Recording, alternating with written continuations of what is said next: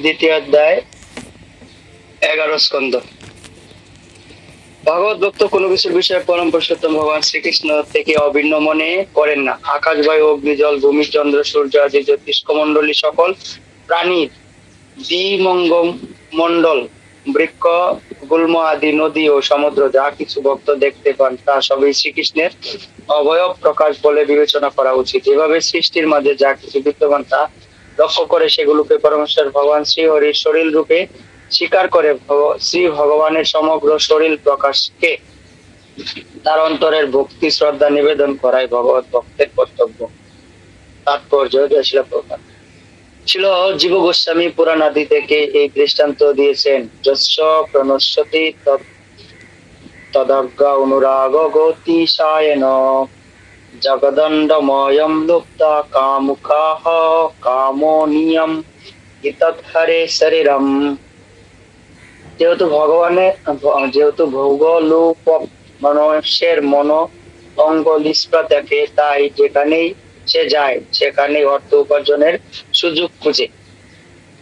কথাটা অনেক গুরুত্বপূর্ণ। তেমনি অত্যন্ত কামার্ত মানুষ সর্বত্র নারীদের প্রতি দৃষ্টিপাত করতে থাকে। ঠিক একইভাবে শুদ্ধ ভগবত ভক্ত শ্রী ভগবানের অপ্রাকৃত দিব্য রূপ সবকিছুর মধ্যে দর্শন করে থাকেন, যেহেতু সব কিছুই ভগবানের অংশ প্রকাশ।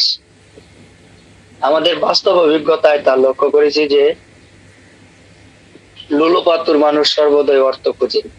যদি বনের মধ্যে যায় তেমনি সে ভাবতে থাকে বন্যভূমিটা কিনে নিয়ে গাছগুলো কাগজের কলে বিক্রি করে দিলে লাভবান পাওয়া যাবে। ঠিক একইভাবে যদি কোনো কাম প্রবল মানুষ একই বনে ঢুকে, সে তখন সর্বত্র সেখানে থেকে সুন্দরী মহিলা পর্যটকদের যদি তারা সেখানে বেড়াতে এসে থাকেন, আর যদি একজন ভগবত ভক্ত সেখানে জঙ্গলে ঢোকেন, তিনি সেখানে সর্বত্র শ্রীকৃষ্ণের দর্শন করতে থাকেন, কারণ তিনি যথার্থই জানেন যে সমগ্র বন্যভূমি এমনকি বনের উপর আকাশ ব্যাপী চন্দ্র প্রতাপ সবই শ্রী ভগবানের নিকট কৃষ্ণ শক্তির অভিপ্রকাশ, নিকৃষ্ট শক্তির অভিপ্রকাশ। শ্রীকৃষ্ণ পরম পবিত্র, কারণ তিনি পরম পুরুষোত্তম ভগবান, এবং যেহেতু যা কিছু অস্তিত্ব লক্ষ্য করা যায় তা সবই প্রত্যক্ষ অথবা পরোক্ষভাবে শ্রী ভগবান শরীরের থেকেই অভিব্যক্ত তথা অভিপ্রকাশ হয়েছে। তাই এই সবই যখন কোনো আত্মজ্ঞান সম্পন্ন মানুষেরা চোখে পড়ে, তখন তিনি সবকিছু পরম পবিত্র জ্ঞান করতে থাকেন। সুতরাং আলোচ্য শ্লোকটিতে প্রণমেদ শব্দটিতে বোঝায় যে জগতের প্রত্যেকটি বস্তুকে অন্তরে শ্রদ্ধা নিবেদন করা উচিত। শ্রীল জীব গোস্বামী বলেছেন যে সর্বত্রই কৃষ্ণের স্বরূপ দর্শন করাই আমাদের সকলের উচিত। অবশ্য এই শ্লোকের মাধ্যমে নিরাকারবাদী তথা নির্বিশেষবাদী দর্শন অনুযায়ী সবকিছুই ভগবান এমন ধারণা সমর্থন করা হয়নি। এ প্রসঙ্গে ছিল মাধবাচার্য হরিবংশ গ্রন্থ থেকে উদ্ধৃতি দিয়েছেন যে সর্বম হরে সর্বত্তেন শরীরম তথা ভাবনেতে অনাদিপাতি তুচ্ছ তৎনাদ মূর্তির্যতে ন চাপ্য ভেদ জগতাম বিষ্ণু পূর্ণ গুণস্বতু।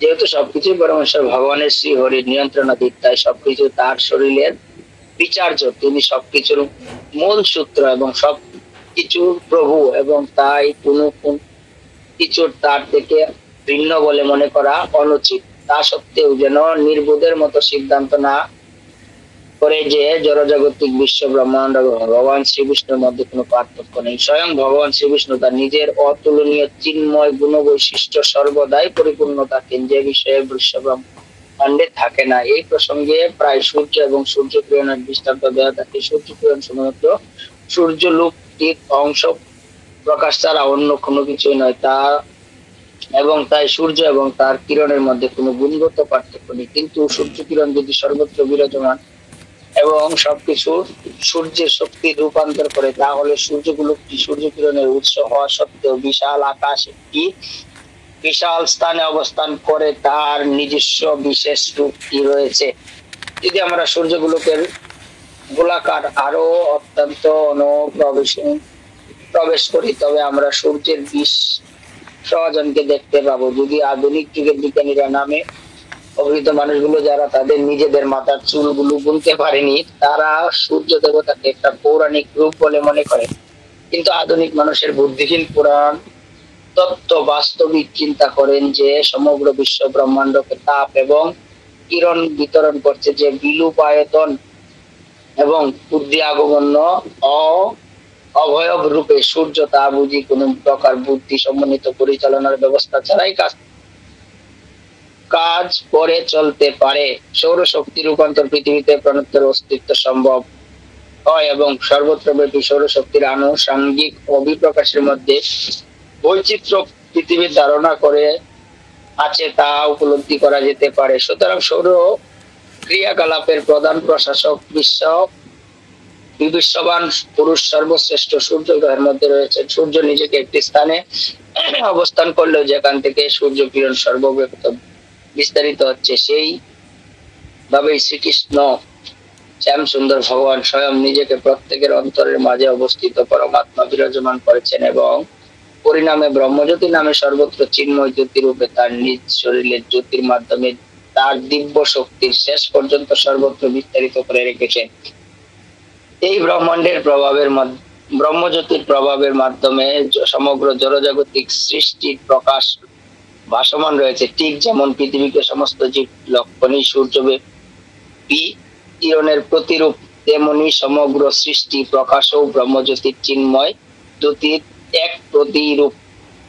তাই ব্রহ্ম সংহিতায় বলা আছে, যস্যা প্রভাব জগদণ্ড কোটি কোটি বিশেষ সুবদাদি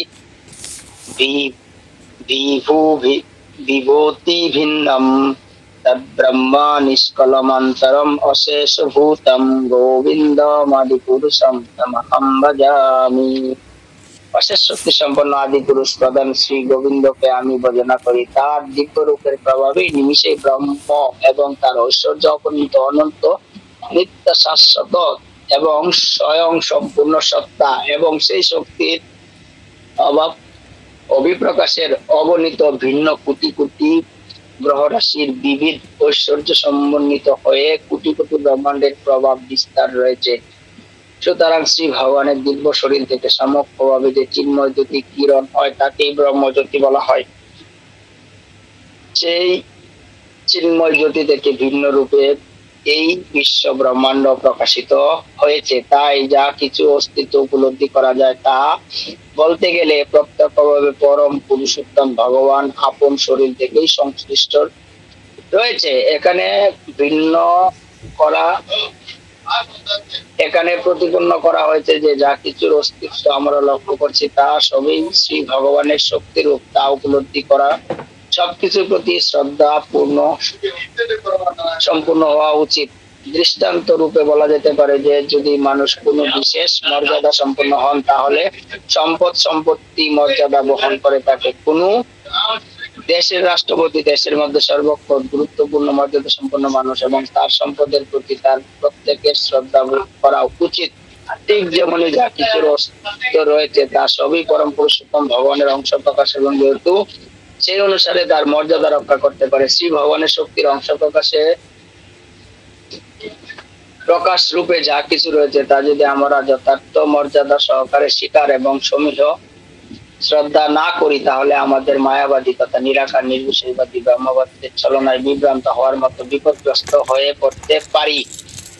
যে মায়াবাদকে শ্রী চৈতন্য মহাপ্রভুর মতের যথার্থ পারমার্থিক বিবেচনার মধ্যে অগ্রগতি লাভের ক্ষেত্রে বিষম বিষ বলে মনে করা হয়ে থাকে। মায়াবাদী ভাষ্য শুনিলে হয় সর্বনাশ।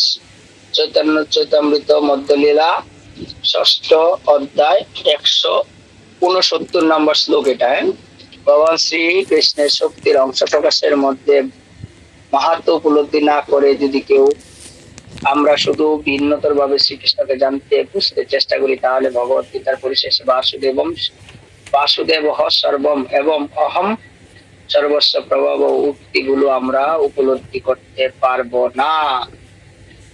এই অধ্যায়টিতে ইতিপূর্বে ব্যাখ্যা করা হয়েছে যে ভয়ম দ্বিতীয়া বিনিবেশতঃ সতত পুরুষোত্তম ভগবানের শরীরের উপরে নির্ভরশীল নয় এমন কোন কিছু অস্তিত্ব আছে যার চিন্তা ভাবনা থেকে ভয় ও ভ্রান্তি জাগে। এখন এই শ্লোকটিতে এই ভয় ভ্রান্তি জয় করার সর্বশেষ পদ্ধতি প্রক্রিয়া দেওয়া আছে। পরমেশ্বর ভগবান আপনার ভগবানের শক্তির অংশ প্রকাশে আমরা যা কিছু দেখছি তা সবই উপলব্ধি করা মাত্র মানুষের মনকে অবশ্যই তৈরি করতে পারে। শ্রীকৃষ্ণের ভগবানের শরীরে অংশ স্বরূপ সবকিছু শ্রদ্ধা নিবেদন করা এবং তাতে মনোনিবেশ করতে অন্তত অভ্যস্ত হলে মানুষ সর্বপ্রকার ভয় থেকে মুক্ত হবে। তাই ভগবত গীতায় ৫ম অধ্যায় ২৯ নম্বর শ্লোকে বলা হয়েছে যে সুরিদাত সর্বনাম সুরিদত সুরিদাম সর্বভূতানাম শ্রীকৃষ্ণ। প্রত্যেকটি জীবের সুহৃদয়।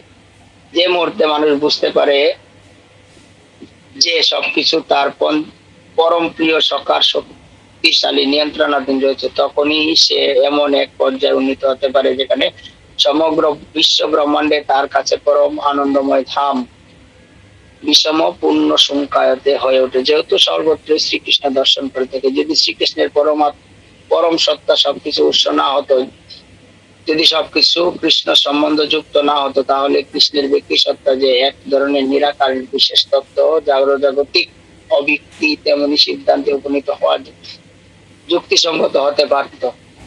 বেদান্ত সূত্রে বেদান্ত সূত্র গ্রন্থে যেভাবে বলা হয়েছে যে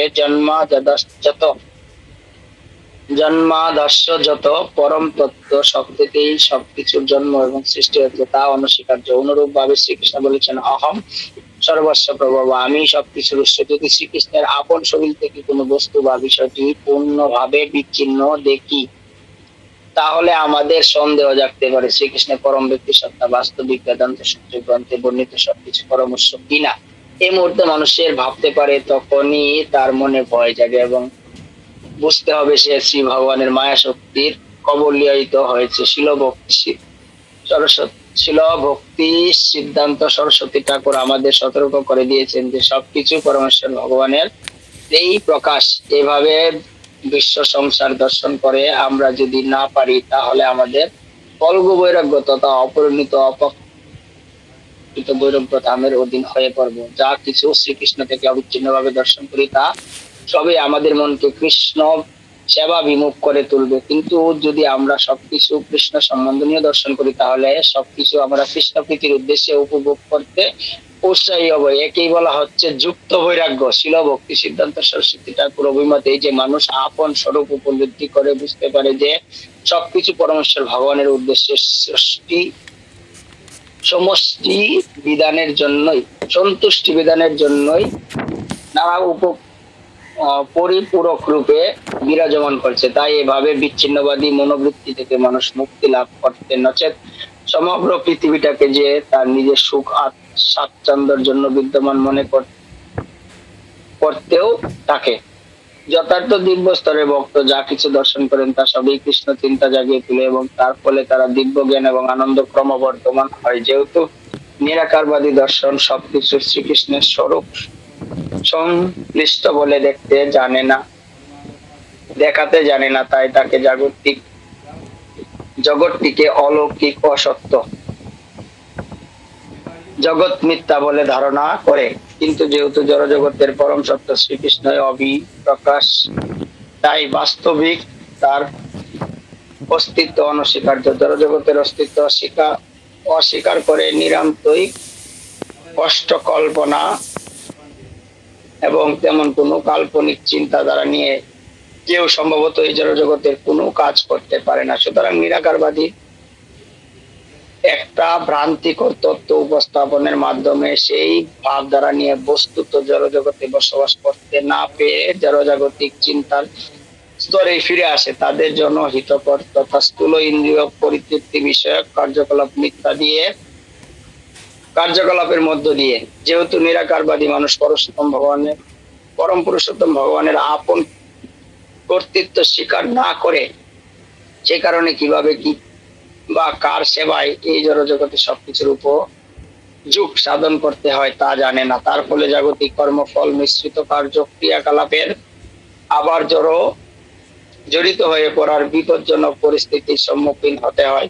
সুতরাং ভগবত গীতার 12 অধ্যায় 5 নম্বর শ্লোকে বলা হয়েছে ক্লেশ অধিকর্তরস্ত এই শাস্তাম তার পক্ষে পারমার্থিক লাভ অর্জনের নিরাকারবাদী কাল্পনিক পন্থা অনুশীলন করা চলা নিতান্তই কষ্টের ব্যাপার হয়ে ওঠে।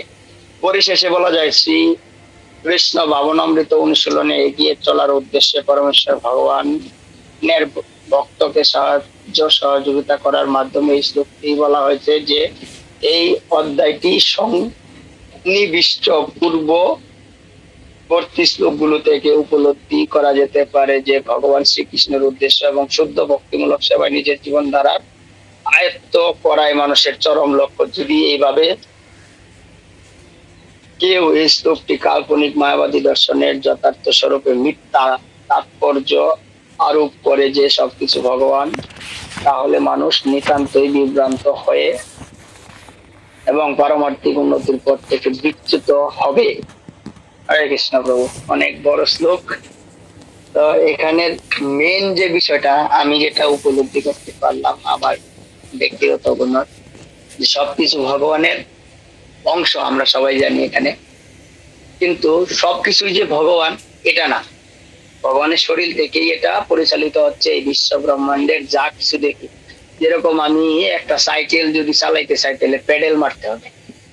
এখন যদি বলি না সাইকেলটা আপনি আপনি চলবে, তাহলে এটার জন্য বিদ্যুৎ চালিত শক্তি ব্যবহার করতে হবে। চলবে আপনি আপনি চলবে, তো এটাতে ইন্টেলিজেন্ট ব্রেন ইউজ করতে হবে, এটার জন্য মোটর বসাতে হবে। তো এইভাবে ভগবান এখানে আমাদের বুঝিয়ে দিয়েছেন। এই শিল প্রভুপাদের অপাকৃত মহিমার মাধ্যমে আমরা আজকে এটা জানতে পারলাম যে সমগ্র জড়জগতে যা কিছু ঘটতেছে সবকিছু ভগবানের মাধ্যমে ঘটতেছে, আর সবকিছু ভগবানের শরীরের অংশ বলা হয়েছে, কিন্তু সবকিছু ভগবান না। আমার কথাটা বুঝতে পারছেন? কারো কোন কনফিউজ আছে? নিরাকারবাদের মধ্যে বলছে সবকিছু ভগবান, সবাই ভগবান, আমিও ভগবান আপনিও ভগবান, কিন্তু সাকারবাদের মধ্যে কি বলছে? সবকিছু ভগবান না, সবকিছু ভগবানের অংশ। আমরা কিন্তু ওই কিছু উপনিষদে পেয়েছি যে সম্পূর্ণ পূর্ণ সত্তা থেকে অসংখ্য পূর্ণ সত্তা বিনির্ভূত হলেও পূর্ণরূপে অবস্থিত থাকেন। ভগবানের যে শরীরটা, ভগবান এত কিছু তৈরি করার পরেও তার যে স্বীয় ধাম ওইখানে অবস্থান করেই এই সমগ্র কিছু পরিচালনা করতেছেন। কিন্তু আমি বা এই সাধারণ জীব আমরা যদি কোনো কিছু তৈরি করি তাহলে আমাদের এই স্থানে যেতে হয়। যেরকম কৃষকের মাঠে যদি না যায় তাহলে ফসল ফলাতে পারবে না। এখন অনেকে বলতে পারে ফলাতে পারবে, কিন্তু কাউকে না কাউকে তার ওই জমিতে যেতে হবে। কিন্তু ভগবানের ওই ধরনের কোনো দরকার নাই। ভগবান তার অচিন্ত শক্তির মাধ্যমে যে কোনো কিছু তার ধামে বসে থেকেই করতে পারে। আর এই জন্য ভগবানের আকার আছে, নিরাকার নয়। হরে কৃষ্ণ। কারো কোনো প্রশ্ন? জানি না প্রভু